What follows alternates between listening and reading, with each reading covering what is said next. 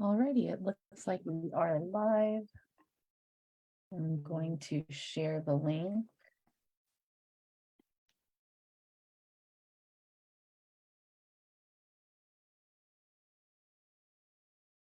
I'll put it in our Zoom chat, in our WhatsApp chat.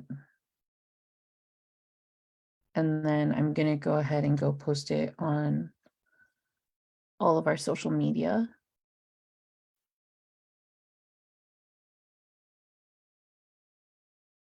Oh, there we all are.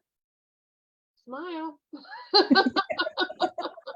We're being streamed. Oh, my dad's on. My dad. Dan Westrich is watching you. That's my dad. No, of course, my husband's just coming home right now, so I told him, like, if I'm streaming, you're gonna have to go through the side door. So it's gonna go through the side door now. Oh well.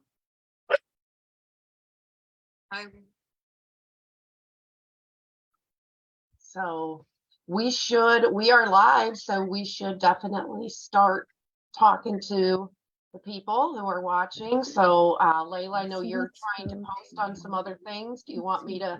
Thank you for everyone joining us. We are a little bit early for our February community chat. I'm going to be posting the link onto our other social media so that we can get some more people in.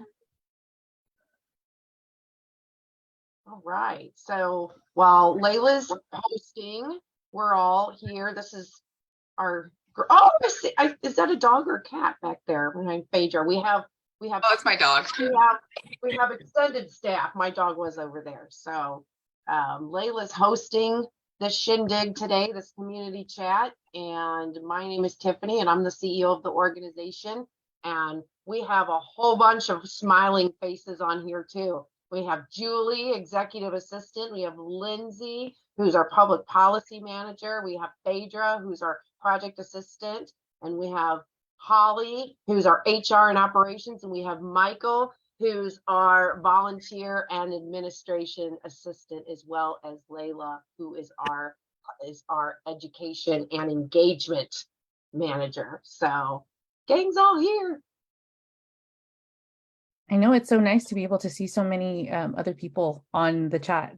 So hopefully we can, in the future get other patients and participants and family members to join in too. Today, you can join us in the chat and let us know all your ideas for all the topics that we're talking about. We'll read it out loud. So you can put it in the chat and we'll share it with the group also. And we're just waiting for a few more minutes for people to come in, and then we'll officially start at around 4:02 or so. All right. So if you are on and you're watching and you want to tell us where you're from, you could do that in the comments. And why don't we go around here and tell everybody where you're from? Oh, there's Julie. She's on screen and she's chatting. Look at her go. So we got a lot of West Coasters on this call. Everybody except for Michael and myself. Michael's close-ish. Michael's calling in from Texas. I'm in St. Louis, Missouri. Holly, where are you calling in from? In Portland, Oregon. All right. And then Lindsay. I'm in Chico, California, far northern. Julie. I'm also in Portland, Oregon. Phaedra. I am just outside of Seattle, Washington. And then we got another Californian with Leila. Yes, and I'm in Southern California, Orange County area. And I used to live in California as well. When we started the nonprofit, we actually were incorporated while in California. And I actually saw one of my friends jump in here for a minute, Jesse. I just saw that he was on there, but he didn't say anything. He was he was one of my friends from California. So that would be good if he comes back. It's about friends and support of family and our extended group. So, all right.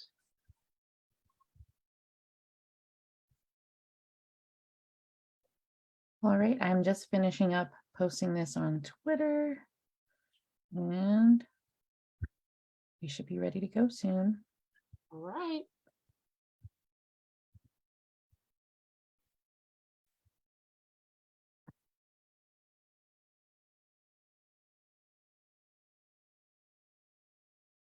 Okay, we're losing some people who were tuning in. So hopefully they'll come on back. We're getting ready to start here.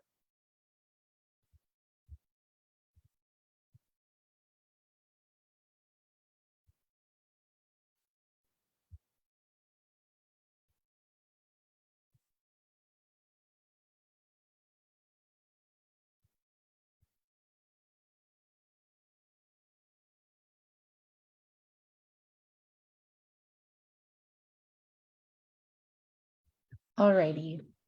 So, as we said, we are the International Foundation or Autoimmune Autoinflammatory Arthritis, or AiArthritis for short.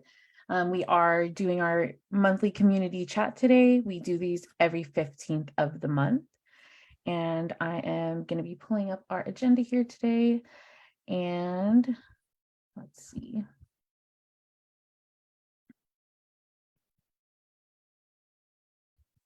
Alrighty, so we're going to go ahead and officially start our live stream right now. We're going to be doing our welcoming everybody in. So thank you so much for being here for our February community chat. Our topic today is going to be, how can our loved ones support us through our AI arthritis disease, or how can you as a loved one support those with an AI arthritis disease. So we wanted to welcome both patients and their loved ones here today so that everybody can join in the conversation, listen into all the different suggestions that everybody has, and just have a conversation about support and what that looks like to different people. And so my name is Leila Lugandawan, and I am the Health Education and Engagement Manager here at AiArthritis, and I am the one who usually hosts our community chats every month. And for the past few months, we have also had Tiffany as our main host. She is our CEO, and we'll have her introduce herself in a few minutes, as the rest of our staff. And our community chats are used for us to be able to let the community know about all of the different things that we are doing, and also just a way for us to be able to communicate on a more friendly level and kind of more casually, and be able to talk to those who may have questions for us about our different projects or just about different AI arthritis diseases in general. And also for us to hopefully bring in some new donors that really love the work that we're doing. So we love to display our work and show you what we're doing to help patients with AI arthritis diseases. And yeah, so let's go ahead and have each of our different staff members introduce themselves. If you want to go ahead and start out with Tiffany. Sure. So hello to everyone. And my name is Tiffany Westridge Robertson. I am tuning in from St. Louis, Missouri, right in the middle of the United States. And I'm the CEO of the organization. And I'm also living with our diseases, which non-radiographic axial spondyloarthritis is the main diagnosis. So I'm very happy to be here. And thank you, Leila, for doing these community chats. Yes, and if we can go on to Lindsay. Sure. I'm Lindsay Viscara. I'm the Public Policy Manager here at AiArthritis. I'm tuning in from way Northern California in Chico. And I have psoriatic arthritis. I'm also the caregiver of a child with chronic recurrent multifocal osteomyelitis, and another kid with another autoimmune disease as well. Awesome. Phaedra? Hi, my name is Phaedra Schifano. I am a project assistant with AI Arthritis, and I currently live over in Seattle. So over on just outside of Seattle on the Kitsap Peninsula. And I have Hashimoto's thyroiditis, but I am currently trying to get a diagnosis for either, we don't know if it's psoriatic arthritis or if it's like Tiffany, if I'm a spondy. I just have a lot of low back trauma that I've been having for a while. So I'm currently on my diagnosis journey. So you guys get to experience it with me together. So Awesome. Julie? Hi, everyone. I am Julie Lopez. I'm calling in from Portland, Oregon.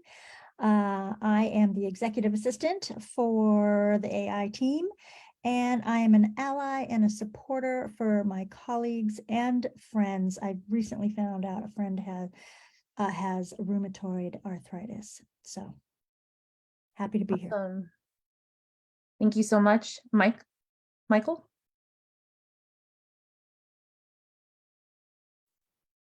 I am Michael Guadalupe. I am here from Dallas, Texas, just north of Dallas.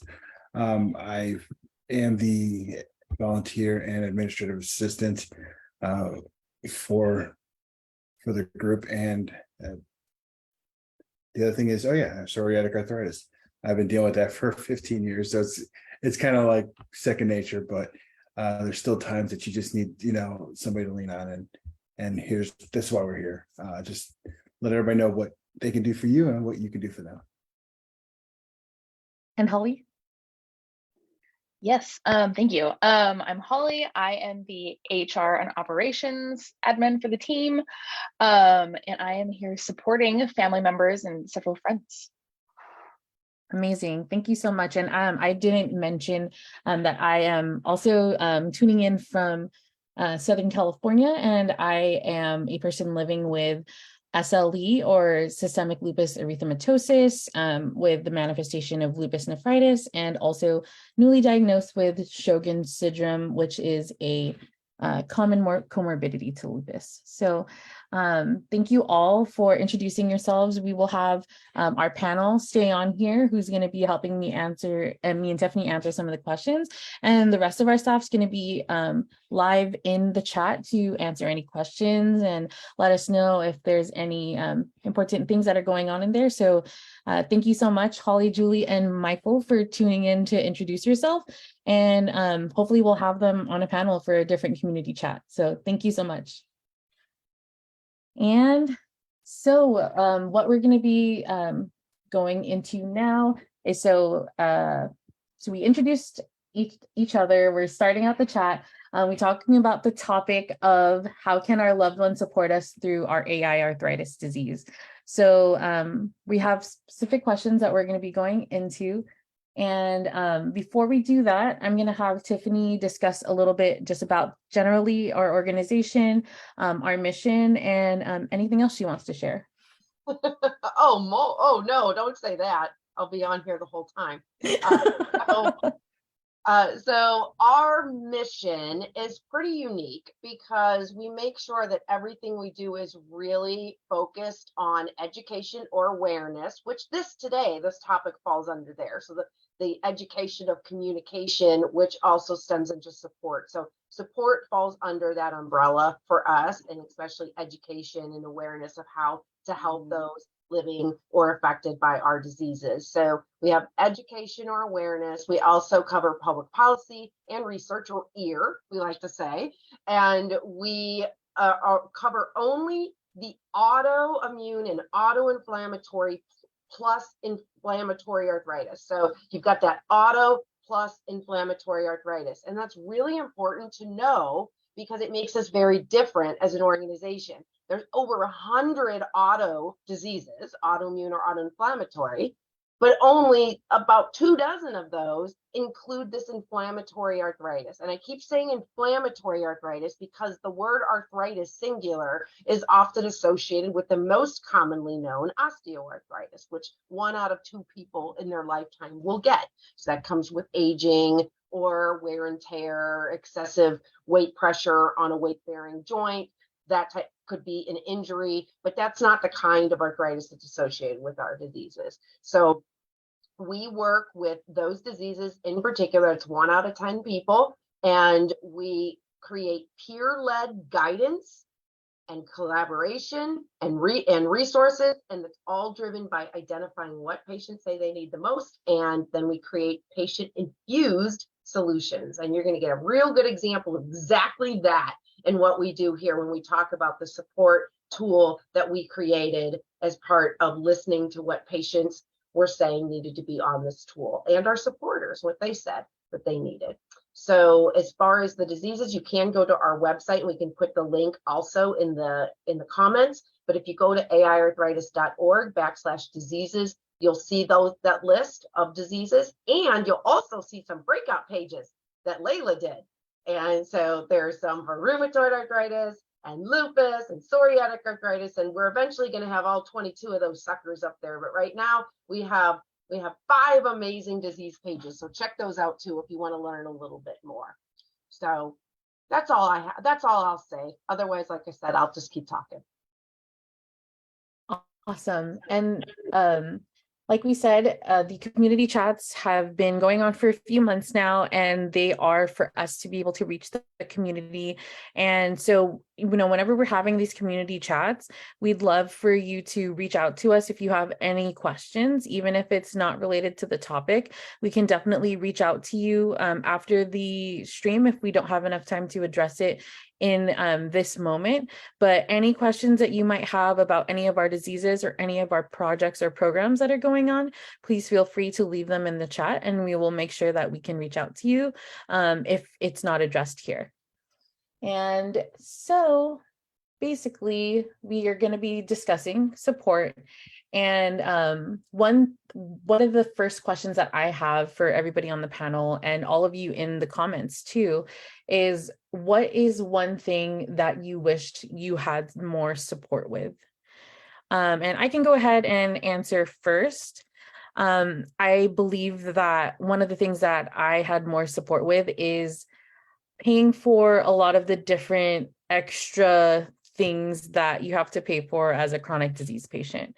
Not only do I feel like I generally have more bills than the normal person, just because of like my financial situation, but then on top of that, it's like, more than any other, able-bodied person or person without a disease that would pay for medical per month. So, I mean, $50 to $100 on medication, transportation to all of the different appointments we have to go to, whether it be rheumatologist, primary care, infusion appointments, if you don't have the luxury of an in-home nurse being able to come in with your different insurances, all of the co-pays that you have to pay for all of these, for these different procedures, lab work.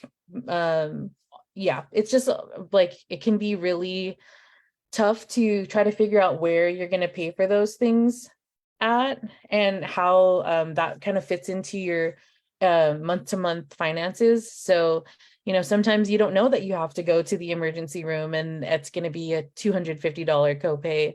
And, every time you go to the emergency room, like, I don't want to have to think like, am I going to be able to pay for this?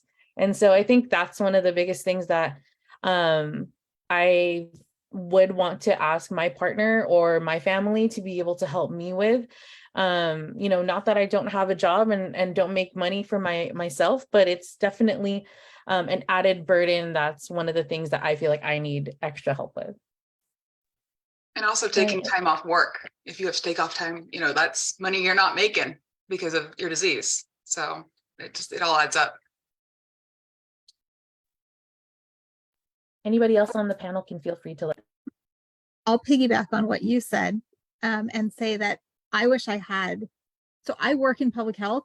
I have a degree in public health, and it's hard to make sure that everything gets done, and that, like, I spend half my life on the phone trying to get this pharmacy to talk to the infusion center, and the infusion center to talk to the doctor, and the doctor to talk to the other doctors. And I don't know if there's a solution for that, but it's just hard. Everything is just hard to try to get everything. And for me, I do it for myself and for 2 kids. So you can imagine the amount of time I spend just filling out paperwork and making sure that everybody has everything that they need to coordinate all of that. I think that and I'm looking at our panel questions. So, in one thing that I wish that I had more support with, I feel I'm very grateful that I have a lot of support right now. And so I will answer it as previously, but right now, I mean, people have already commented. Yes, my dad is on the chat, and he's always one of the first ones, if he's around, to see it come on live or to plan on it. So I have a good support system. I also have a husband that is very attentive to when I flare and when I have needs around there.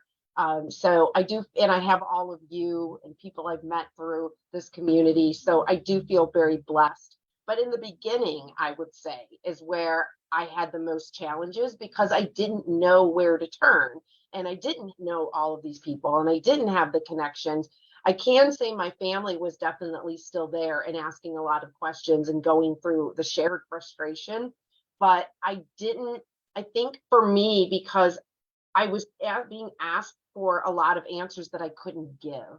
So I was this mystery patient, and the frustrations, I think that's a really important thing to talk about, because when you're talking about support network, and like my family or your family going through this with you, they go through stress too, right? And so there is a level of asking them, what do you need right now? Because they're so concerned with you, but at the same time, they're going through a lot as well. So I think if I would have thought about that, or known about, or been able to identify quicker, where I could find information, and then share that with my support network. That's what I would have liked to have. Yeah.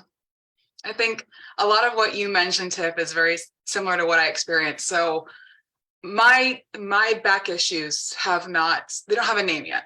I didn't even know that there was a name for what I have until I started working with this organization. I just assumed that I'm just going to live with this pain, and it was labeled SI joint dysfunction, and that's what I was labeled with back in 2009, 2010, and I've just stuck with it, and nobody's helped me along the way to know that there's something else that could be causing this.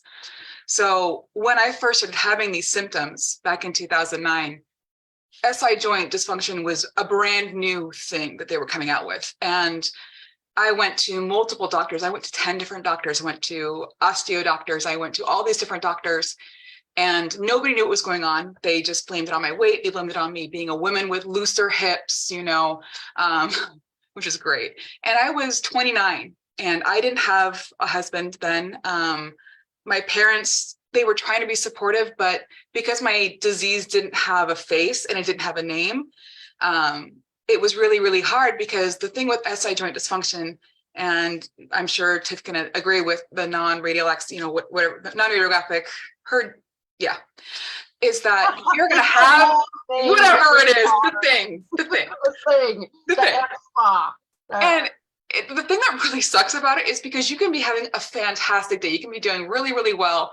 And then you try to go and sit in a booth at a restaurant, and you upset that joint, and all of a sudden you have back spasms. And all you did was just sit down wrong, or you'll be on a plane and you're in pain because you're sitting too long. But if you stand or walk too long, then it hurts. It's everything hurts. Like, they tell you to go and exercise and try to exercise, but you're just in misery. So it was just kind of, for me, it was getting people to understand, especially in the beginning. It didn't have a name. I didn't know what it was. Nobody knew what it was. It was, I'm in pain. I'm not in pain every day, but when I'm in pain, I'm in agony. I can't do things. So it was just having people understand that because it didn't have a name, didn't have a face, didn't mean the pain didn't exist. And I'm still going through that, and it sucks. And unfortunately, that still happens to a lot of us. Oh yeah. Diagnosis, because then it's like, woohoo, I guess there's a name to it, and you still look good, or you still look fine. Yes. So exactly. There's a rippling effect. Yeah. And so that's the thing I would just say for the support part in the beginning, especially, I'm sure all of you guys have seen people shaking their heads and agreeing. It's just because it doesn't look like I'm in pain doesn't mean I'm not in pain. I've gotten really good at masking my pain. I've gotten really good at hiding those symptoms. So you guys don't know how bad I'm in pain right now. So I think I did myself a disservice to, like, in the beginning of making light of it myself. Yeah. I think that was one of the biggest things, is that I was, oh, I am so happy I get to get a handicap placard and get to get the better spots before everybody else, and kind of made light of it, rather than, like, I knew that I actually needed that handicap placard, but everybody else didn't really. They're like, oh, you're using your lupus as an excuse to get a handicap placard. And so, yeah, I definitely know what you mean. And also, especially about being like a big girl, like a big person, it's always like, you Compensate. just need to lose weight. You just need Yes. to lose weight. And that's all you need to do. And your pain is going to go away. I mean, I'm sure if I lose a little weight, the pain will subside, maybe, you know, a little bit, but I don't think you really understand the actual pain. Yeah. So I totally get you on that. I did want to also touch on Lindsay's point from before about like access of even just knowing that those are the people that you need to call in order to get this done. Like I tell my mom this all the time, like, think about all those people who English is their second language and they don't know what in the world is going on and who to call and why they need to call. And or even people who do speak English and just don't understand how the healthcare system works. Even Right. you could have a college degree and still not be able to understand what the steps are you need to take to be able to get, you know, proper medical care, and Right. even more so with our more specialized diseases. And so we need support from our government. That's what we need. Absolutely. I feel like I need like a personal valet just to make all my phone calls for me. Like No, I'm lucky. seriously. I work where I work and I work from home. And so if I need to take 15 minutes and call a credo, like, you know, regularly, I can just take 15 minutes and call a credo. It's not that big of a deal. But if you worked at McDonald's and you worked all day, you would not be able to make that phone call during business Absolutely. hours. Or the little 30-minute lunch that you do have would be spent on hold Right. doing that. In your car, on your phone, Yeah, calling your phone. exactly. So maybe that's also a segue too of, you know, maybe there are family members that do know the healthcare system that you can ask for help to help make your calls. I mean, you know, sometimes there's, you know, some barriers when it comes to having to, you know, obviously confirm that you are yourself. But, you know, when it's my mom, if my mom's calling to help me, I'm like, you know, my birth date, you have a female's hope so. voice, you can call, you know. So sometimes she will, you know, make a few appointments for me and things like that. And it really does help take the burden off because there's so many other things you have to worry about. I will also say my charts has been awesome. Like, Yeah, I mean, I love my charts. Like in my ADHD, I hate being on the phone. I hate calling people. So I love the fact in my charts, I can just message my PCP. And that's actually the reason today, like I had messaged them about a month ago, asking to get a rheumatology referral. And they were like, oh, we're going to have somebody with a rheumatology check, you know, their insurance, and they'll get back to you. And then nothing happened. So I've been waiting and waiting. So I finally messaged them again. And I kid you not, like an hour later, I got a call back from my PCP. They're like, they didn't call you. And I'm like, nope. And so, you know, it was one of those things, like, I think it's just, you know, knowing the ways of communication and then also just following up, which in itself can be difficult to do, kind of what you guys are talking about. Yeah. Yeah. Because things fall through the cracks. So Exactly. And that happens a lot. Alrighty. So the next question that we have to discuss is, have you ever looked for help outside of your personal support network? And my answer to this is, before joining AiArthritis, I did join one support program called Lupus Buddies.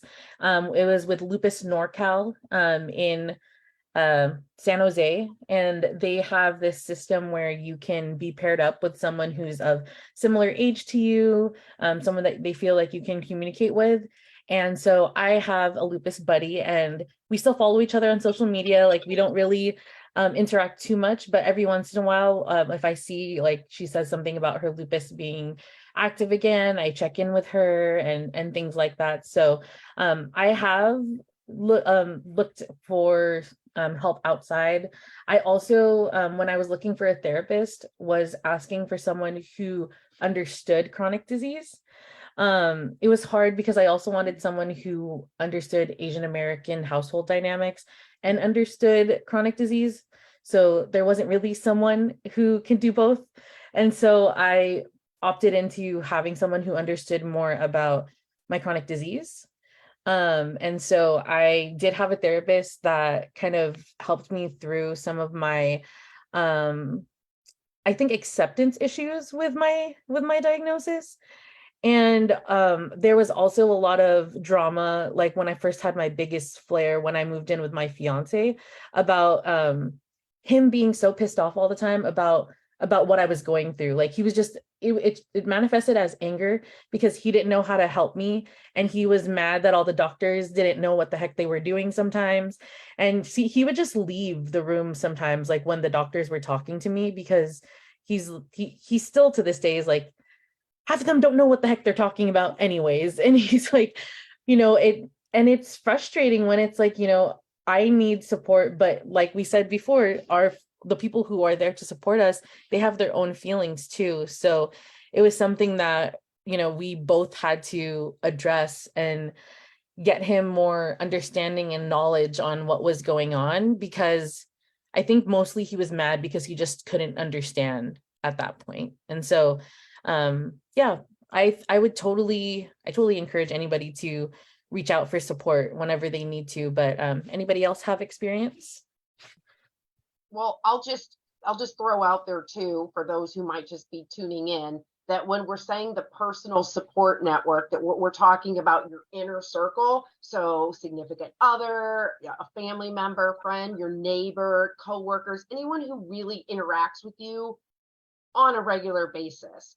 And so that would be what we're calling for this kind of your inner circle. And so when we say if you're going outside of that, then we're talking about health workers or anything. So I'll throw out their social media, just because at the timestamp when I was first the mystery patient, it was 2007. And then in 2009, I was diagnosed with rheumatoid arthritis, which I do not have, but there was nothing else even that I matched. I didn't tick the right boxes, and my current diagnosis didn't exist in 2009. Same time Phaedra was diagnosed with her SI, it didn't exist. So that's why we're like, go back. Anyway, so, but social media, I found so many friends that understood and were going through the same thing from around the world too.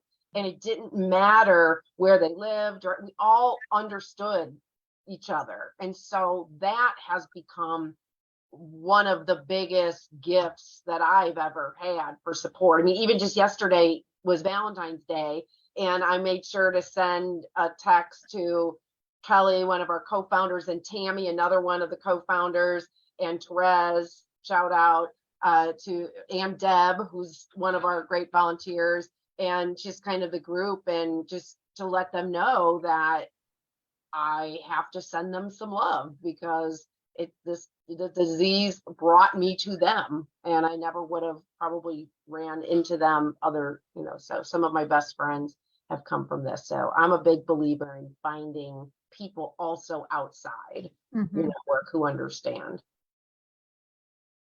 Yeah, I mean, so one of my kids has a very rare disease, so they both do, but Vicente's is a very rare AI arthritis disease. And so the only place you're ever going to find another parent is Facebook, because there's nobody in my town that has a kid with CRMO. So it has been kind of nice. And I'm not a big poster because I just don't like to, but it's nice to be able to go in if you have a question and just search it and see if because usually somebody else has asked it.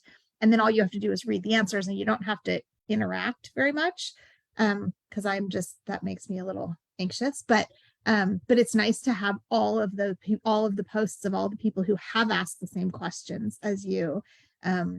Is this a side effect of this medication? Do I need to freak out about it? Do I not need to freak out about it? Who's had success trying this doctor's office, or this getting this approved by insurance? That kind of thing is kind of nice. You don't necessarily need a friend to do that, as a Facebook group is fine for that kind of support. For me, it was kind of like in the beginning when I first kind of started doing it, I did the social media thing, but in my experience, because it was in the very beginning, I kind of got freaked out by what the things people were saying, because it wasn't just like, especially because when I was 29, and I didn't think of myself as being 29. I still felt very young, I'm millennial, it's how we go. So when I started seeing that people were dealing with this on a chronic basis, that it was people who were dealing with this for long periods of time, like it was going to be a lifelong thing. And then I saw the treatments, which at the time there really wasn't a lot. So people were getting like fusions where they were getting their SI joint fused. And it freaked me out. It made me panic, like, oh my God, that's not me. I can't be that person. So I actually didn't use social media a lot in the beginning because I felt like it was making my anxiety worse in the beginning. Because there wasn't a lot of answers, and the answers that I saw were just, they freaked me out. And it's gotten better, obviously, because we know more. But in the beginning, when there's not a lot of answers, sometimes it can be very scary and overwhelming when you don't have the proper resources available. But what I will say that really helped me out was because there were no biologics back then that really were available for me, aside from like muscle relaxers and pain pills, which they make me sleepy. I don't function. So I turned a lot to massage therapy. That was my big thing. It was massage therapy. And that was my community, was just talking to massage therapists and learning about my body mechanics, talking to physical therapists, and learning tricks that I could do and how to, identify my pain in the beginning, so it didn't manifest into a bigger flare. It was, learning to identify the signals and the signs, because they don't have that for you. They don't have like a little guidebook on, hey, this is how you identify a flare and how you can mitigate it. But those were my support systems in the beginning, were these massage therapists, which I don't think they get enough love. They're amazing people. And I wish that medical covered massage therapy more, because it's amazing complementary medication. I love it. If you have a good massage therapist, they're awesome. So that's just a really good point. I wasn't even thinking about that as an extended support network. I was thinking therapy and things. Right. Yeah.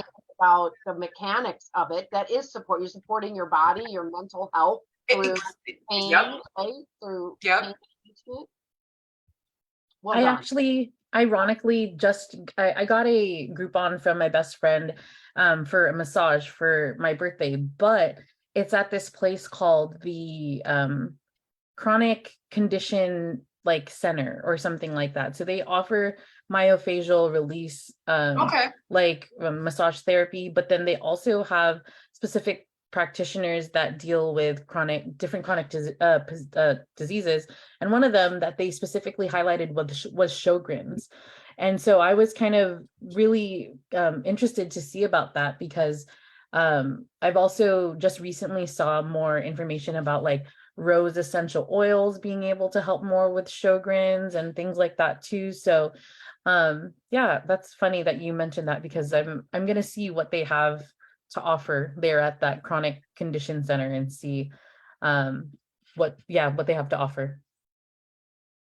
I mean, acupuncture is another one I did as well. I thought acupuncture has benefits for sure. I'm not saying I'm like a woo-woo type person, but I believe that, taking care of your body spiritually and mentally also manifests physically as well. So I think it's important to also take care of your mental health along with your physical health. And so if you can find a way, whatever that is, whether it's meditation, massage therapy, Tai Chi, whatever it is, I think it's important to find that support system too, and that method to kind of complement your other stuff, because the other stuff's expensive and it hurts your body in other ways too. So it's finding balance. Yeah, the way that I see it is the Western medicine is definitely important when you have our diseases, because you're going to put yourself into a flare if you don't really control it, but with the medications you need. But the Eastern medicine, like medicinal practices, are more complementary and kind of help you maintain yourself when you're not in a flare, and help you with the symptoms that you still do have when you're not in a flare, which a lot of people don't understand, that you still have all of the main symptoms usually, even if you're not in a flare, like fatigue and joint pain.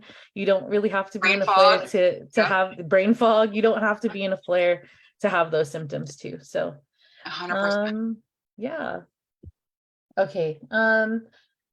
Any other general ideas of ways loved ones can support those with an AI arthritis disease? Buy gift cards for massages. That's what Julie said. Yep. I mean, that would have been a good one for our December community chat, when we were saying like the tips for the holidays for AI arthritis disease. Yeah, that's probably the best gift that you can get. Heating pads, massages. Oh. DoorDash. Yes. I go through heating pads like once every 5 or 6 months. I just had to buy another one because I use it so much. Mhm. It just, it can't tolerate that much use. Mhm. It's not Mine supposed- lives it's not on the back supposed of to my be used desk that chair. much. Mhm. I had to end up buying like a cat heating pad. You can kind of see Mila in the back almost. Here, let me see if you can see her. She's got her own little heating pad because mine used to steal my heating pad all the time. So I finally just got like a pet heating pad, which is like, you can buy them for cats and dogs and it's got like their own temperature so it doesn't burn them.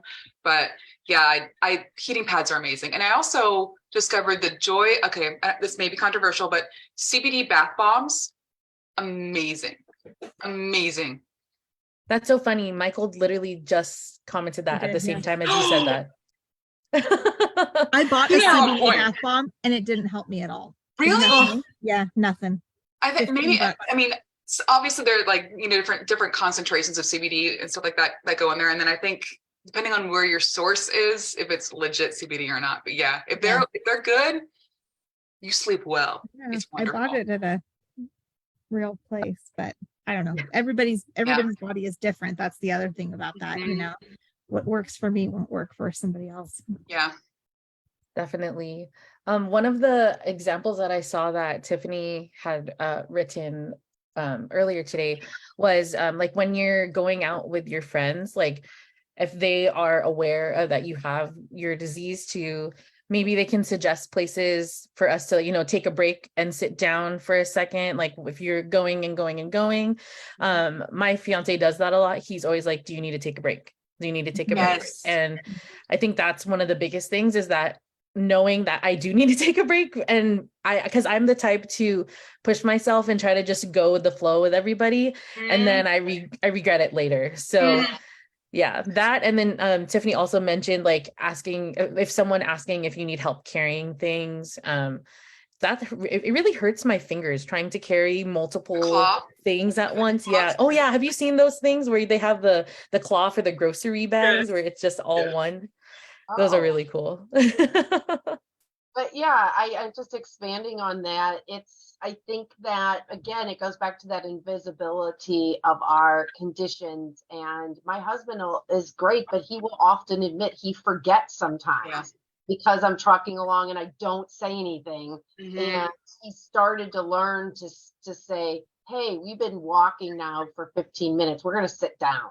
Or like he's taking the lead on that. But it didn't happen overnight. I mean, I trained him well, you know.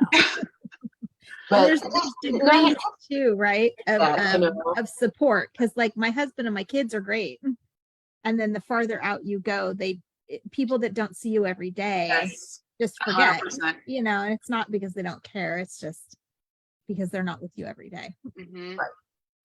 I remember, so when Greg and I first started dating, I remember we would go to Disneyland because we were in Arizona at the time, so we just drive to Disneyland. The first time we were there, I just remember I was just trying to power through and trying to like not show him like how much pain I was in. And we were just beginning to date at the time, so he wasn't, you know, really aware of what I had and how bad it was. But he quickly learned. And so when we went to Disney World, like a year later, after the first 2 days of walking, because you don't realize how much walking you do at Disney parks. It's a lot. And by the second day, I was in so much agony that I had to break down and rent a scooter, which big issue for me. It was just like a pride thing because I'm a bigger person. I didn't want to be seen as the fat girl on the scooter just because I'm fat, like, you know, and because it was an invisible, you know, injury. It was just that extra, you know, stigma that I was dealing with. And he was so amazing about it. He was so wonderful and supportive, you know, about the fact. And so he just, you know, joked around, you know, like, you know, just faded with the scooter and all that stuff. But it's one of those things where you don't even think about it until it happens. You know, it's having that person who understands it makes it a huge difference. But we still, you know, we've been together for years, but it's still one of those things. When we plan Disney parks, I have to tell him, I'm great. I'm going to have to do this. You know, we want to go from rope drop to the end. You're going to have to give me breaks. I might need a scooter. We're going to have to plan for this. And so those are conversations we have to have before that. When we go on our vacations, we have to plan for how we do it. So I'm gonna put a link. Oh, can I see you on the scooter? you're on mute, Layla. You're muted, You're hun. on mute, Layla. My mom actually pushed me in a wheelchair. I wasn't a scoot. They didn't give me a scooter. They only would give me a wheelchair. Mhm. And this was after my first big flare when I was 18 and right when I was about to move into college. And yeah, I really wanted to go to Disneyland, but my mom was like, I guess I'm gonna just have to push you. So she pushed me the whole day. It's awesome. They have these new things. I don't know if anyone's seen them, where they're like collapsible stools, and they look Mhm. almost. Do you know what I'm talking about? And people I can do. carry them with them in the park, so when they're waiting in lines, they can have these little stool guys to sit. And I think they're amazing. Whoever made them, like from a mobility standpoint, that's amazing. Like I stuff heard like that there's some like security guards that won't let you bring them in, unfortunately. But BS. maybe if you get the disability pass and things like that, that they would allow that. Which is really hard to get, unfortunately. Mhm. It's getting harder and harder because people abuse it. So, I mean, I So don't even get the disability pass. Like, I'm like, I'm fine. I'm okay. were you saying that you were posting something, Tiffany? I just did. Okay. So it's called one of our talk show episodes Ooh, man. was done with Carice Hill, who is just an amazing human, and they really are an amazing disability advocate. I think their handle is disability deputy or something like that as well. And they did an amazing inspirational episode with me called Internalized Ableism, Finding Your Freedom to Participate in Life. And if you haven't listened to any of our episodes, that's a great one, because they talk about it's okay to use a scooter, or it's okay to, and you actually find freedom because you can do more with your life. And it was an eye-opening one for me. So anyway, I put that link in the chat because that's a really good one. My I'm husband gonna listen actually to it. proposed when I was on the scooter at Disney World or Disneyland. Yeah, it's one of the things I don't even talk about it because it like it embarrasses me. But as I've gotten better at embracing my thing, I'm like, he proposed. I was on a scooter. He proposed to me. It's okay. We're watching fireworks. We had a good spot. Yeah. I've been resistant to do the wheelchair at the airport thing, but I think they're awesome. I'm just gonna have to do it this time, because by the time I get to the airplane, I'm exhausted already, and from schlepping. So I think I'm gonna break down. Which, now you mention it, that's a really crappy thing that happens sometimes at the airport. I had that actually, where we requested it in advance because I was coming back from surgery, and so I needed the wheelchair. Like, it was a doctor ordered thing. Like, I couldn't walk. And the first leg they did it, they were awesome. But then we had to like go to another airport. There was no wheelchair waiting for me, and so I had to walk like across a whole other terminal, just like covering my wound. I was like alone. It was me and my elderly mother, and she was supposed to get a wheelchair as well because she's elderly, and they didn't have it, and they didn't care. And it was one of those things, like, I just think I worry about people who have these disabilities. They don't get care. It's not a big deal enough to people sometimes. And so, you mentioned that stuff, and it's kind of like, I think it's awesome when it's there, but when it's not, it's really, really bad. And we need to get better about that. And I hope as a society, we get better about being aware of that and how it really impacts people. Absolutely. Well, thank you again to Tiffany, Phaedra, and Lindsay for being on the panel with me today. It's really interesting when we go into these conversations and we just hear about each other's different perspectives that we've had on these diseases. And I just saw a comment pop up, so we'll read it. Jody said, best thing ever is deciding to get a wheelchair assistance at airports. I no longer arrive tired and sore.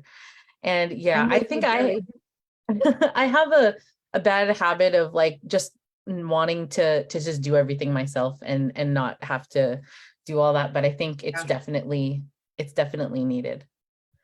I'm gonna go ahead and share my screen and go into showing our newer updated support tool that we have.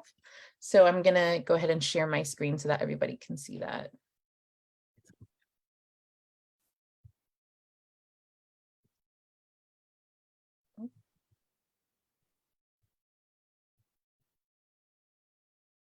Okay, so this is a support tool that originally debuted last year, about a little less than a year ago. And it's from our talk show episode 71, Supporting Me, Supporting You, Supporting Us. There's several different talk show episodes that have been about support. And you can find them on the on our website at aiarthritis.org/support. There is links to the other support episodes of our talk show down at the bottom. And we revamped the support tool from last year to make it a fillable document. So patients can either print this out and write it out, or they can fill it out on their computer. Those are like what these little blue lines are here. So you can type in and take notes on here. And basically the tool is a way for a patient to really identify who their personal support network is and what ideally they would like them to be able to do to provide them with support. And then also give them a chance to consider what that person also needs when giving support, whether it be education, knowledge, a heads up that that's how you're feeling, things like that. Just a way to start that conversation with your loved one and really get to understand and communicate with them what's needed on both ends. And also just making sure that we are able to continue that conversation and see if you need any support from outside, like we spoke about in this episode, whether it be therapists, massage therapists, if you're looking into anything mental health or any support, all of those different things can be considered an extension of your support network, and seeing if you feel like you might need any of those.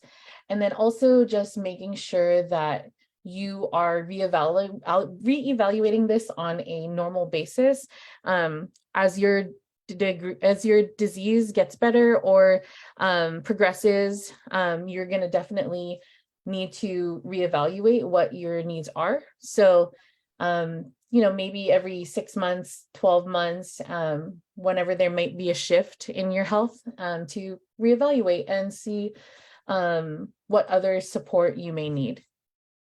And so this is going to be. Can I add to that too? Because you just made me think of something. I messed it up. Reevaluation. What's wrong with us today?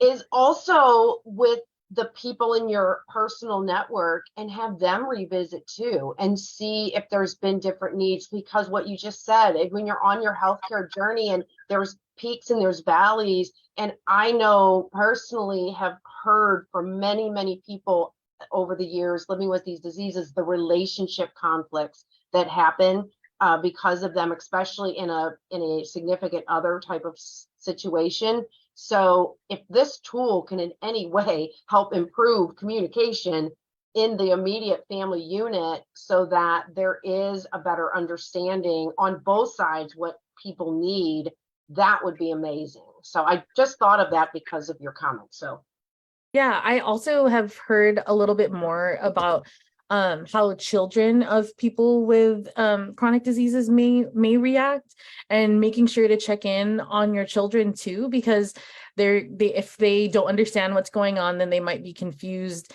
It can manifest in, acting out during school, or even kind of like ignoring you and things like that, where you can kind of tell that there's some kind of wall up. Then you may need to also, integrate a therapist for both you and your child, or things like that, because diseases like this can be very scary to a child when it's told to them, they're never going to get better.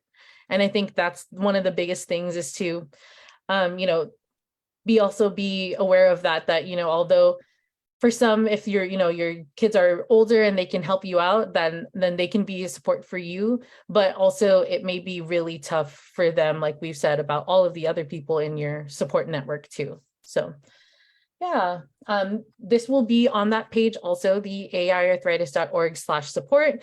It's going to be up in just a few hours, so it'll be up. If anybody's watching this back, it should be up right now. So yeah, thank you again to everyone who participated today, to all of our staff that's here, to Lindsay, Tiffany, and Phaedra for being on the live. Did I stop sharing my screen? Yeah, you stopped. You're good. Yeah. Okay, great. I just wanted to make sure. And I just wanted to announce that we are going to be having our March community chat on Wednesday, March 15th at 12 p.m. Eastern time. And it's going to be about auto-inflammatory foods and recipes. So for any of you who are looking to see some more complementary therapies and see if changing your food intake can help with your disease, then please join in on that chat. And if you have any more questions, again, feel free to reach out to us on Facebook, Instagram, Twitter, wherever you feel comfortable, and we'll do our best to help you. And Lindsay's kitty is here to assist. She is just down and determined. I keep checking her out and she keeps coming back. The kids keep coming and getting her, taking her out, and she keeps finding her way back in. No. She's got a lot to say right now. It's okay. Alrighty, well, you all have a good afternoon or night or morning, wherever you are. I have a good one. Thanks. Bye.